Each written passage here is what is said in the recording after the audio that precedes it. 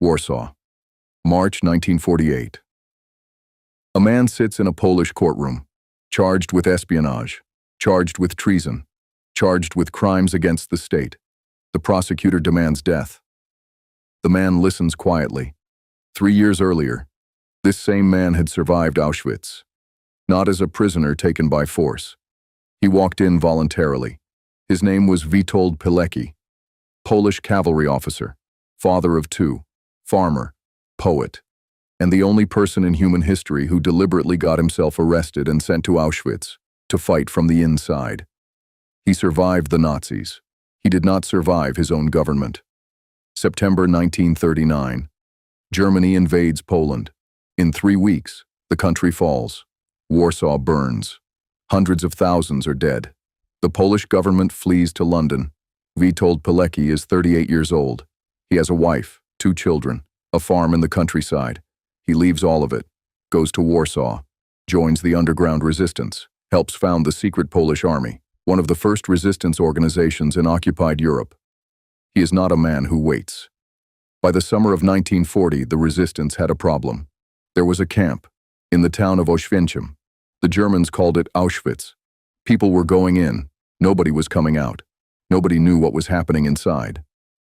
Pilecki came to his commanders with a proposal so extreme that they were silent for a long time. He would get himself arrested, be sent to the camp, build a resistance network from inside, and smuggle out intelligence reports. September 19, 1940, Warsaw. The Germans are conducting a roundup on Nowy Świat Street, arresting civilians at random. Pilecki walks straight into it, carrying false documents. Name, Tomasz Serafiński. He is arrested with 2,000 others, beaten for 2 days, then loaded onto a train. Destination, Auschwitz. Prisoner number 4859. What Pilecki found inside was beyond anything the resistance had imagined. Systematic starvation, daily executions at the Black Wall, medical experiments on living prisoners, bodies stacked like wood, and it was getting worse every month. Within weeks, Pilecki began building, quietly, carefully, one trusted person at a time. He created the Union of Military Organization, ZOW, a secret resistance network operating inside the most heavily guarded death camp in the world. By 1941, hundreds of prisoners were connected.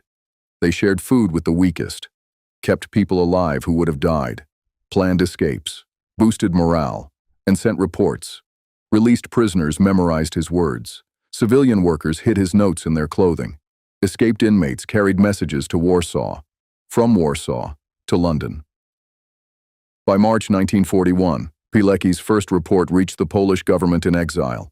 It described gas chambers, mass executions, the systematic murder of Jews, medical experiments. The Allies read it and called it exaggerated, too extreme to be believed. Pilecki stayed. For 2.5 years he lived inside Auschwitz. Every day a chance to be discovered. Every day a chance to be shot at the Black Wall. He watched friends die. He buried people he had kept alive for months. He watched the camp transform from a prison into a factory of death. He kept sending reports.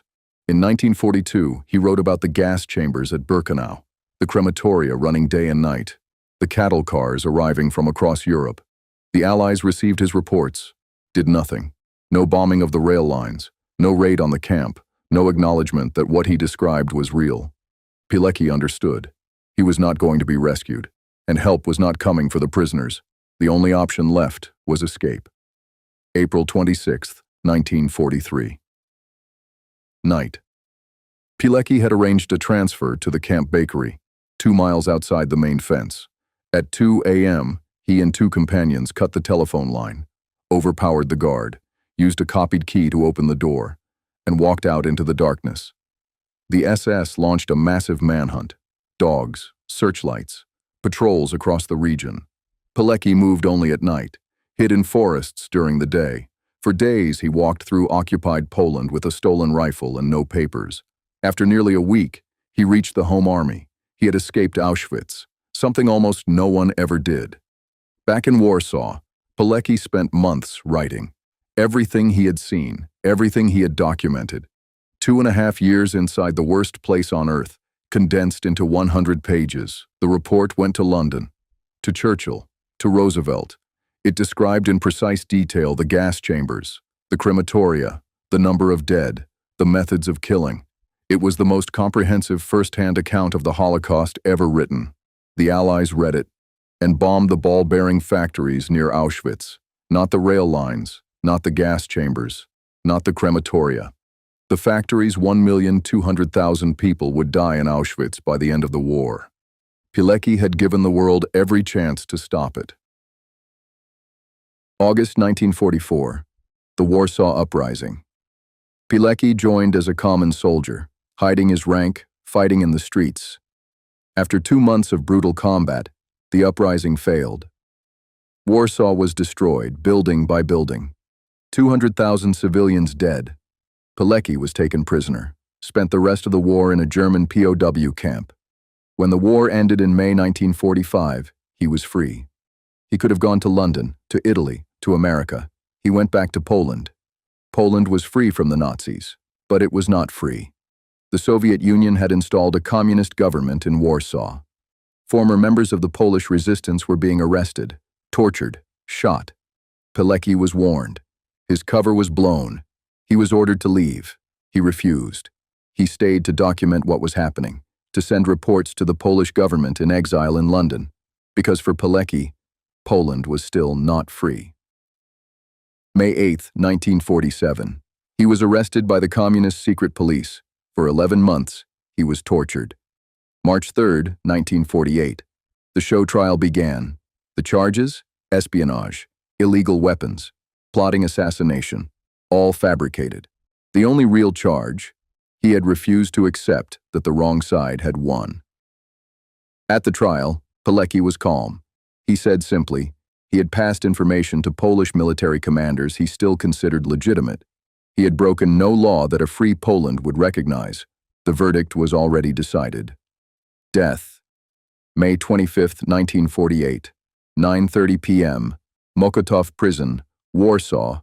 Witold Pilecki was led to the execution wall. Before the shot, he said his final words, "Long live free Poland." He was 47 years old. His burial place was never found. His family was watched by the secret police for years. His wife worked as a house cleaner. His children grew up in the shadow of a name that was forbidden. For 40 years, his story was illegal in Poland. The communist regime falls. Witold Pilecki is posthumously acquitted of all charges. 2006, the President of Poland awards him the Order of the White Eagle, the highest decoration in the country. Let us return to the beginning. The Allies called his reports exaggerated. His own commanders decided a raid on Auschwitz was not worth the risk. His own country shot him for refusing to pretend it was free. And for 40 years, his name could not be spoken. One man voluntarily entered the worst place in human history, built a resistance network under the noses of the SS, escaped, wrote the most important document of the Holocaust, went back to fight, went back again when warned not to. At his trial, the prosecutor asked him, "Why did you return to Poland when you knew what would happen?" Pilecki was quiet for a moment, then said, "I lived by one principle, Poland above all else. I could not have done otherwise." History remembers heroes, but we tell the stories they tried to forget. Subscribe, like, watch the full story.